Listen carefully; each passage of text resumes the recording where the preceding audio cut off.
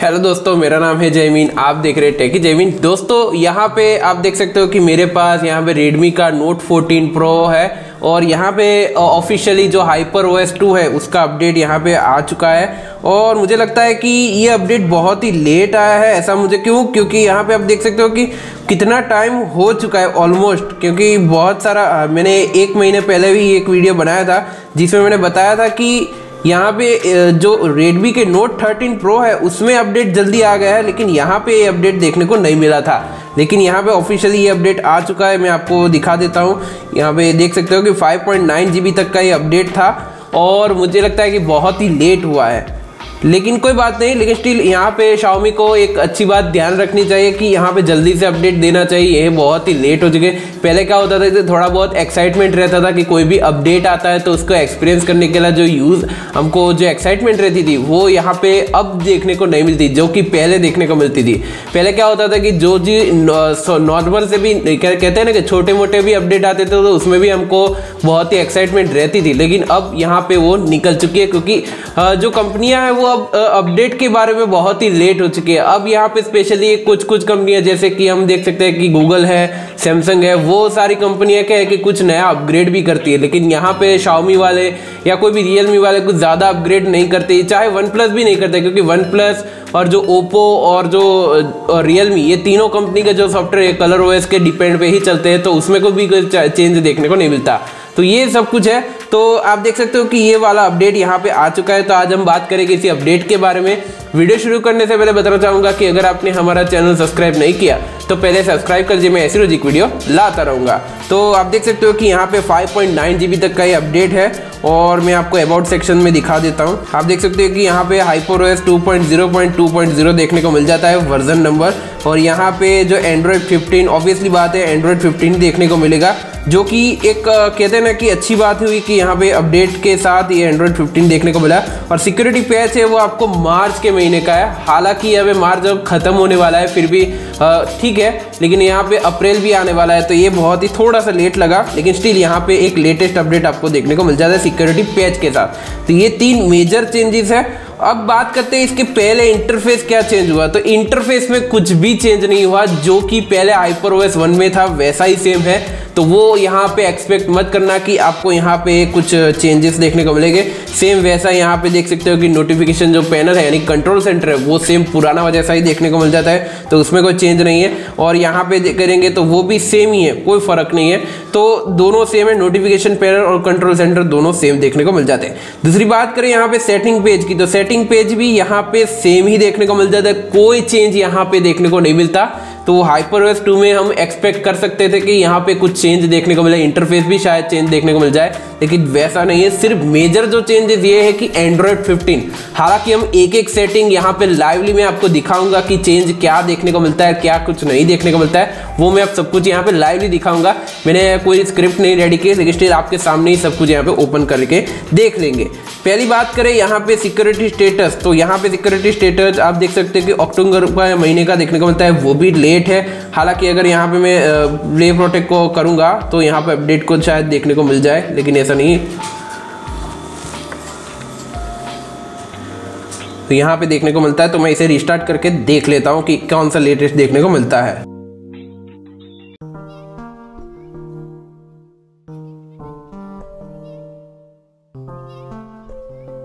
तो यहाँ पे रिस्टार्ट हो चुका है। अब सिक्योरिटी स्टेटस देख लेते हैं कि कौन से महीने का है। तो आप देख सकते हो कि यहाँ पे भी मार्च का और यहाँ पे भी मार्च का आ चुका है। तो यानी कि जो आपका सिक्योरिटी स्टेटस है यानी कि वो अपडेट करना है तो सिस्टम अपडेट, तो वो आप कर सकते हो, जो कि अच्छी बात है कि यहाँ पे लेटेस्ट हो चुका है। अब बात करते हैं यहाँ पे वाईफाई सेटिंग में, तो वाईफाई सेटिंग वही नॉर्मल सा है, कुछ ज़्यादा यहाँ पे देखने को नहीं मिलता। और दूसरा ब्लूटूथ में जाएंगे तो ब्लूटूथ में भी आपको अपडेट देखने को मिल सकता है, लेकिन यहाँ पे कुछ ज़्यादा है नहीं, वही सेम पुराना जैसा ही है। मोबाइल नेटवर्क में जाएंगे तो वो भी यहाँ पे सेम ही देखने को मिलेगा।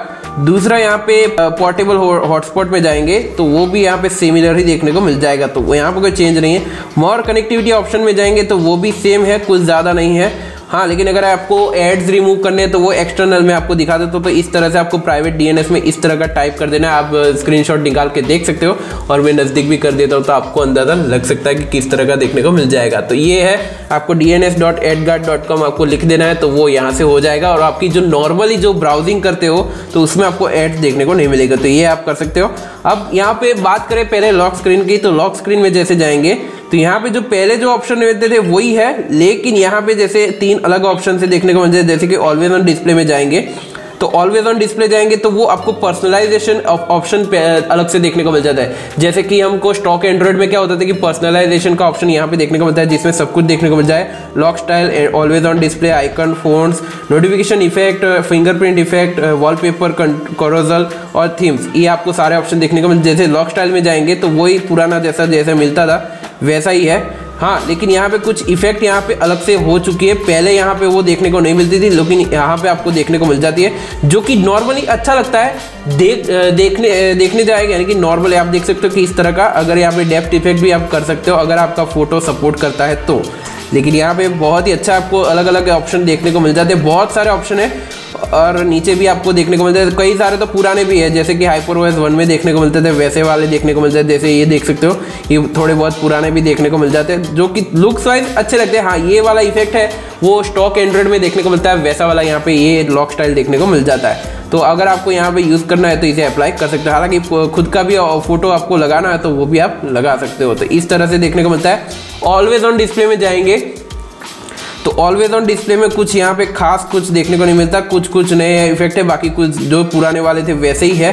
हाँ, लेकिन यहाँ पे जो इसका डिस्प्ले जो टाइम है वो यहाँ पे वही सेम 10 सेकंड तक का ही देखने को मिलेगा, ऑलवेज ऑन नहीं है, तो ये बात ध्यान रखिएगा। तो ये है फीचर। आइकन्स की बात करें तो वही सेम पुराना वाला, जैसे कि आइकन है यहाँ पे उसकी साइज आप बढ़ा चढ़ा सकते हो, लेकिन बैकग्राउंड कलर्स है वो यहाँ पे डिफॉल्ट रखना है, ब्लू करना है तो वो भी कर सकते हो। लेकिन ये कहते हैं ना कि एक मैं आपको आगे दिखाऊंगा कि किस आइकन में अवेलेबल होगा बैकग्राउंड कलर। तो अगर आपको बैकग्राउंड कलर वाला चाहिए आइकॉन तो यहाँ पे सिंपली आपके माई अकाउंट में जाना है और यहाँ पे फ़ॉन्ट नहीं, लेकिन यहाँ पे आइकन में चले जाना है। आइकन में जाएंगे तो यहाँ पे लिमिटलेस में आइकन आप सिलेक्ट करेंगे तो वो यहाँ पे देखने को नहीं मिलेगा। लेकिन अगर क्लासिक सिलेक्ट करेंगे तो यहाँ पे जो थीम्स है, जो कलर्स है, उसके हिसाब से यहाँ पे आपको जो एंड्रॉयड का स्टॉक एंड्रॉयड वाला आइकन्स है वो यहाँ पे कलर वाला देखने को मिल जाएगा। तो ये है, तो अगर आपको चेंज करना है तो कर सकते हो। चौथा यहाँ पे फ़ॉन्ट्स, तो फ़ॉन्ट्स में आपको 3 ऑप्शन देखने को मिल जाते हैं और इसके साइज़ आपको बड़ा चढ़ा करनी है तो वो करा सकते हो, लेकिन उसकी खास ज़रूरत है। नोटिफिकेशन इफेक्ट तो वो भी सेम है, वो 3 पहले मिलती थी वैसे ही सेम, जैसे कि MIUI देखने को मिलता था उसमें भी आपको सेम नोटिफिकेशन देखने को मिलती थी। HyperOS 1 में भी सेम है और यहाँ पे भी सेम है, तो यहाँ पे भी कोई चेंज नहीं है। फिंगरप्रिंट इफेक्ट तो वो हम कह सकते हैं कि कुछ यहाँ पे भी कोई ज़्यादा चेंज नहीं है। अगर यहाँ पे और इफेक्ट लाते तो बहुत ही अच्छा रहता, लेकिन यहाँ पे नॉर्मल से जो कहते हैं ना 6 इफेक्ट यहाँ पे देखने को मिल जाती है। और बाकी की तो यहाँ पे वॉलपेपर करोजल तो वही सेम ग्लैंस वाला, तो इसको तो मैं डिसेबल ही रखूँगा। थीम्स वाला यहाँ पे इंटीग्रेटेड अलग से कर दिया है, आपको बाहर देखने को नहीं मिलता। वो पहले क्या होता था कि जैसे यहाँ पे आपको कोई सेटिंग पेज खोलते थे तो नीचे यहाँ पे आपको थीम्स देखने को मिलते थे, लेकिन वो यहाँ पे चेंज हो चुका है। नोटिफिकेशन एंड स्टेटस बार तो वो भी सेम है, कुछ ज़्यादा चेंज नहीं है। लेकिन अगर आपको यहाँ पे नॉच हटानी तो वो यहाँ पे कर सकते हो। बैटरी इंडिकेशन यहाँ पे 3 टाइप की देखने को मिलते थे, वही सेम पुराना वाला। और नॉच इंडिविजुअल ऐप को आपको कस्टमाइज करना है तो वो भी आप कर सकते हो। तो ये सब कुछ है, यहाँ पे भी कुछ ज़्यादा देखने को नहीं मिलता। लेकिन जैसे होम स्क्रीन में जाएंगे तो होम स्क्रीन में आपको जो ऑप्शन पहले मिलते थे वैसे ही सेम है, लेकिन यहाँ पे आपको कहते हैं ना कि एनिमेशन स्पीड है वो उसको बढ़ा चढ़ा सकते हो। मैं यहाँ पे बैलेंस ही रखूँगा, ज़्यादा कुछ चेंज करूँगा नहीं। होम स्क्रीन आपको क्लासिक रखनी है या ड्रॉर रखनी है, लाइट मोड, ये 3 ऑप्शन यहाँ पे देखने को मिल जाते हैं। वन स्क्रीन अलग से ऐड करनी है तो आप कर सकते हो, मैंने यहाँ की ऑफ रखा है तो वो भी आप अपने हिसाब से ऐड करेंगे तो भी चलेगा, आपको जो पसंद है। और स्वाइप ऑन होम स्क्रीन तो वो क्या करना है तो वो यहाँ पे कर सकते हो, लेकिन मैंने यहाँ पे कुछ रखा नहीं है। स्वाइप डाउन तो उसमें मैंने नोटिफिकेशन शेड रखा, हालांकि एफ फाइंडर देखने को मिल जाता है। कई क्या बात है कि हमको ज़रूरत नहीं, फिर भी यहाँ पे जो कहते हैं ना कि एफ फाइंडर आ जाते हैं तो मुझे खास ज़रूरत नहीं, इसलिए मैंने ऑफ रखा है। और जो नॉर्मल पहले था वैसा ही सेम है, तो कुछ ज़्यादा चेंज नहीं है। होम स्क्रीन तो मैंने बताया। डिस्प्ले एंड ब्राइटनेस यहाँ पे आपको देखने को मिलता है वही सेम पुराना वाला। डार्क मोड है, डार्क मोड का ऑप्शन यहाँ पे अलग से देखने को मिल जाता है, जो कि कस्टमाइज कर सकते हो, टाइप के हिसाब से भी आप कस्टमाइज कर सकते हो डार्क मोड को। दूसरा यहाँ पे ब्राइटनेस है, ऑटोमेटिक ब्राइटनेस है, सनलाइट मोड है, तो सनलाइट मोड में ऑन रखता हूँ। और दूसरा कलर स्कीम आपको चेंज करनी तो उसमें भी कोई चेंज देखने को नहीं मिलता। रिफ्रेश रेट यहाँ पे देखने को मिल जाता है, अगर आपको 120 हर्ट्ज रखना है तो वो भी आप कर सकते हो। डिफ़ॉल्ट रखेंगे तो वो कहते हैं ना कि डायनेमिकली चेंज करता रहेगा, तो उसको यहाँ पे मैं खास यूज़ करता नहीं। फ़ॉन्ट्स आपको अलग से डाउनलोड करने हैं तो वो आपको थीम वाली एप्लीकेशन MIUI की जो एप्लीकेशन होती है उसमें ले जाएगा और आपको डाउनलोड करने के बहुत सारे ऑप्शन देखने को मिल जाएंगे, जिससे आप डाउनलोड करके आप यूज़ कर सकते हो। हालांकि मैं इसका खास सजेस्ट नहीं करता, जो नॉर्मल है वही यूज़ करिए। लॉक स्क्रीन तो मैंने बता दी। लॉक स्क्रीन में हाँ एक और ऑप्शन है कि यहाँ पे जो स्लीप टाइम कब तक रखना है, रेस टू वेकअप करना है कि नहीं करना, प्रेस एंड होल्ड, ग्लैंस, जो भी है सब कुछ सेम है। मैंने पहले भी बताया दिया था कि फिंगरप्रिंट जो है always on display lock type, fingerprint and जो है उसको भी आपको सेम देखने को मिल जाता है। यहाँ पे कुछ ज़्यादा चेंज है नहीं। जैसे नीचे जाएंगे तो मैंने फिंगरप्रिंट वाला ऑप्शन तो बता दिया, तो ये मुझे नहीं लगता कि कुछ डबल ऑप्शन क्यों दे रहे। एक ही अगर आप बाहर से ऑप्शन देते हो तो अंदर ऑप्शन क्यों देना, मुझे वो समझ में नहीं आता। क्योंकि यहाँ पे जैसे कोई भी मैंने पहले बताया दिया था कि लॉक स्क्रीन आप ओपन करेंगे तो यहाँ पे भी आपको फिंगरप्रिंट, फेस डेटा देखने को मिलता है और यहाँ पे भी आपको अलग से देखने को मिल जाता है। यहाँ पे सिंगल में आप रख सकते हो तो यहाँ पे अलग से क्यों रहेगा। लॉक स्क्रीन में तो सिर्फ लॉक स्क्रीन का सब कुछ दिखाओ। हाँ लॉक स्क्रीन में यहाँ पे सिक्योरिटी पेज में भी आप दिखा सकते हो तो वो भी आप कर सकते हो, लेकिन यहाँ पे ना दिखाओ, कोई एक तरफ ही दिखाओ, ज़्यादा कुछ देखने की ज़रूरत है नहीं। बैटरी की बात करें तो यहाँ पे एक मुझे चेंज लगा, वो बता देता हूँ क्या है बैटरी में। तो बैटरी सेवर सेटिंग में जाएंगे तो यहाँ पे पहले क्या होता था कि टर्न ऑफ जो मोबाइल डेटा है वो ऑफ हो जाता था, जिससे क्या होता है कि मेरी बैटरी थोड़ी सी कम यूज़ होती थी। अभी क्या होता है कि जैसे मैं फ़ोन लॉक करूँगा, बैटरी सेवर मोड ऑन होगा तो मोबाइल डेटा ऑन ही रहेगा, यहाँ पे ऑफ नहीं होता। पहले क्या होता था कि जो पहला जो अपडेट था MIUI का, उसमें एक ऑप्शन देखने को मिलता था जिसमें हम मोबाइल डेटा ऑफ कर सकते थे ऑटोमेटिकली। जैसे 5-10 मिनट हो जाए तो उसके बाद यहाँ पे चेंज हो जाता था ऑटोमेटिकली, तो वो यहाँ पे उसको ऑप्शन हटा दिया है। हाँ और कई सारे ऑप्शन है जैसे कि वेक स्क्रीन नोटिफिकेशन है तो वो यहाँ पे देखने को मिलता है, तो मैं इन्हें ऑफ कर देता हूँ। टर्न ऑफ जो ऑलवेज ऑन डिस्प्ले भी आप कर सकते हो, टर्न ऑफ व्हेन चार्ज तो वो भी आप कर सकते हो। Schedule time to switch between modes तो वो भी हम कर सकते हैं। Turn off when charge, ultra battery saver mode अगर करना है तो ये सारी ऑप्शन है, बाकी कुछ है नहीं।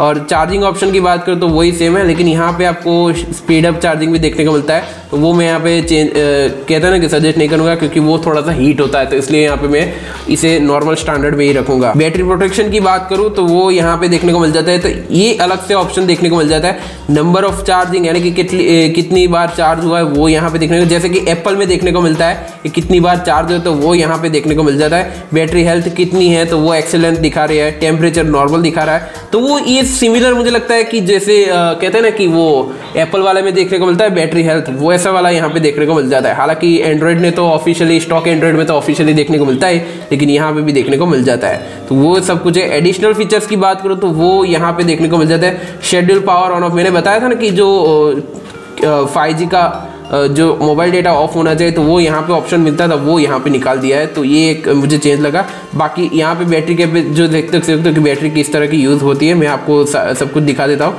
मैं एक ही बार चार्ज करता हूँ एक ही दिन में और सुबह ही चार्ज करता हूँ, तो इसलिए यहाँ पे नॉर्मल यूज़ करता हूँ, ज़्यादा कुछ है नहीं, तो वो है। बाकी बात करें एडिशनल सेटिंग में तो एडिशनल सेटिंग वही पुराना जैसा देखने को मिल जाता है। साउंड इफेक्ट यहाँ पे देखने को मिल जाता है, अगर साउंड इफेक्ट आपको यूज़ करने हैं तो यहाँ पे कुछ ज़्यादा है नहीं। और OTG देखने को मिल जाता है, डेवलपर ऑप्शन तो वही सेम पुराना वाला।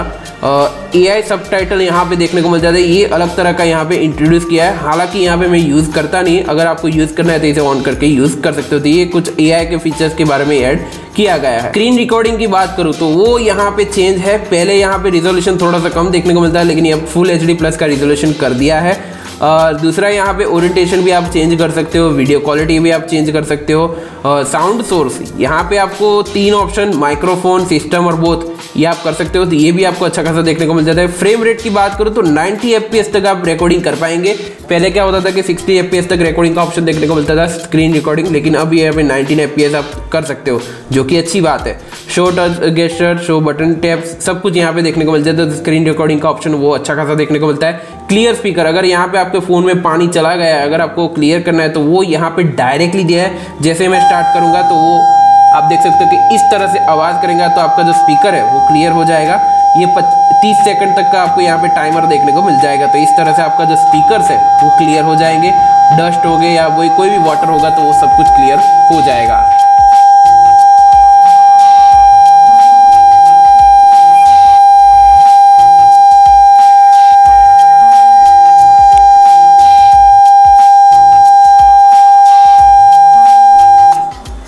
तो आप देख सकते हो कि यहाँ पे ख़त्म हो चुका है, तो वो आपको ऑप्शन मिला है, वो भी अच्छी बात है कि आपको दिया हुआ है।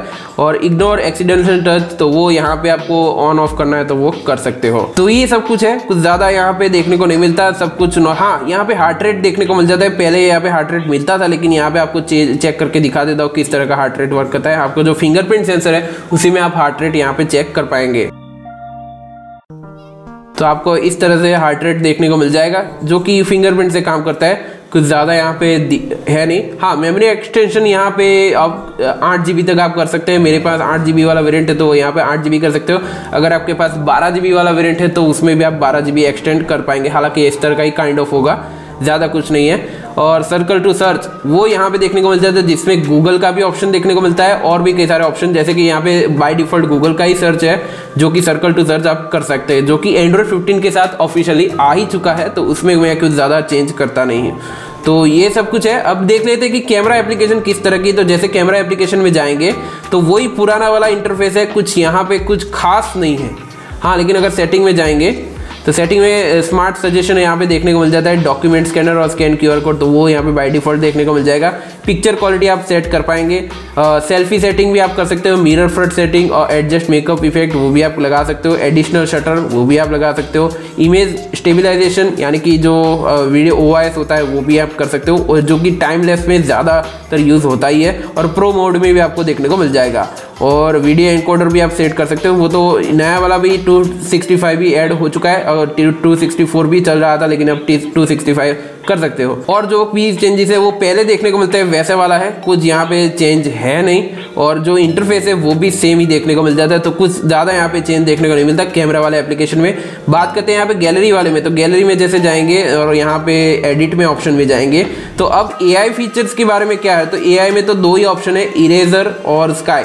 तो आपको यूज़ करना है तो कर सकते हो, हालांकि मैं इरेजर करूँगा तो यहाँ पे डाउनलोड करने का बोल रहा है। तो जैसे मुझे यहाँ पे कहते हैं ना कि जो Xiaomi लिखा है उसे डिलीट करना है, तो वो यहाँ पे मैं कर सकता हूँ।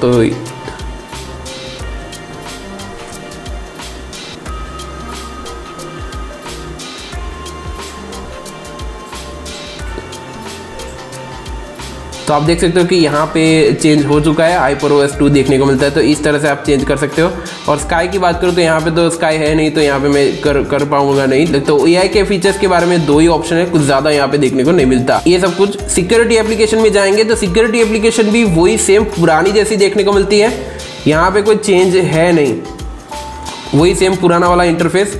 और भी एक ऑप्शन जो कि मुझे हर बार की तरह देखने को मिलता है, लेकिन अब यहाँ पे हुआ है कि नहीं वो मुझे पता नहीं, देख लेते हैं कि जो बाय डिफ़ॉल्ट एप्लीकेशन जो भी होती है, जैसे यहाँ पे ऐप्स में जाएंगे और ऐप्स में जैसे सेटिंग में जाऊँगा, अदर सेटिंग, हाँ यहाँ पे अनइंस्टॉल सिस्टम ऐप्स उसका ऑप्शन अभी तक दे रहे हैं। MIUI 14 के साथ भी देखने को मिलता था, लेकिन अब यहाँ पे कहते हैं ना कि उसको कोई मतलब नहीं है। हाँ, चाइना वाले वर्जन में देखने को मिलता है, लेकिन यहाँ पे देखने को नहीं, जो भी है तो यहाँ पे अनइंस्टॉल नहीं कर पाते, तो वो थोड़ा सा मुझे नहीं अच्छा लगा।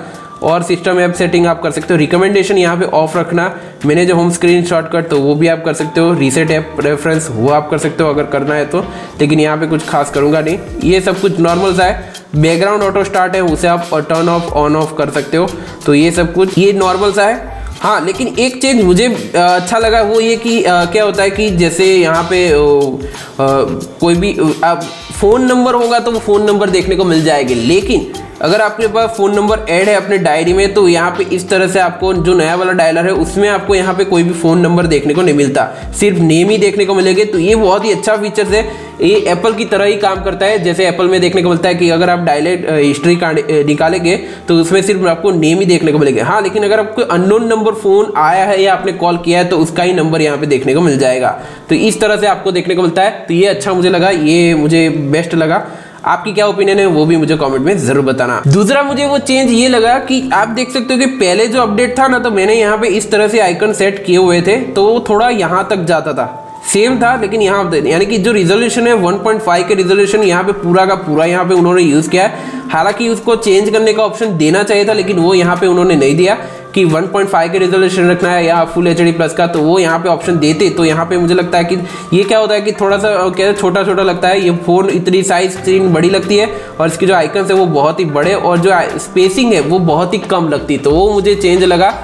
वो चेंज अगर आपको भी फेस हुआ है तो वो भी मुझे कमेंट में ज़रूर बताना, अगर आपने अपडेट किया है तो ये था Redmi Note 14 Pro का HyperOS 2 का अपडेट के बारे में। आपको कैसा लगा ये अपडेट? अगर आपने किया है तो अगर आप करना चाहते हो तो वो भी आप कर सकते हो, क्योंकि वो स्टेबल है। मुझे कुछ ज़्यादा चेंज यार कोई भी बैटरी ड्रेन का इश्यू मुझे ज़्यादातर देखने को नहीं मिला, हालांकि थोड़ा सा लेट आया वही मुझे प्रॉब्लम लगा। तो आप भी मुझे कमेंट में ज़रूर बताना कोई भी प्रॉब्लम हो तो, और कोई भी क्वेश्चन हो तो वो भी आप पूछ सकते हो। तो फिलहाल इस वीडियो में इतने दोस्तों, आपको वीडियो पसंद आए तो प्लीज़ लाइक करें, शेयर करें, कमेंट करें, सब्सक्राइब करना मत भूलिए। मैं ऐसी रोज वीडियो लाता रहूँगा। धन्यवाद।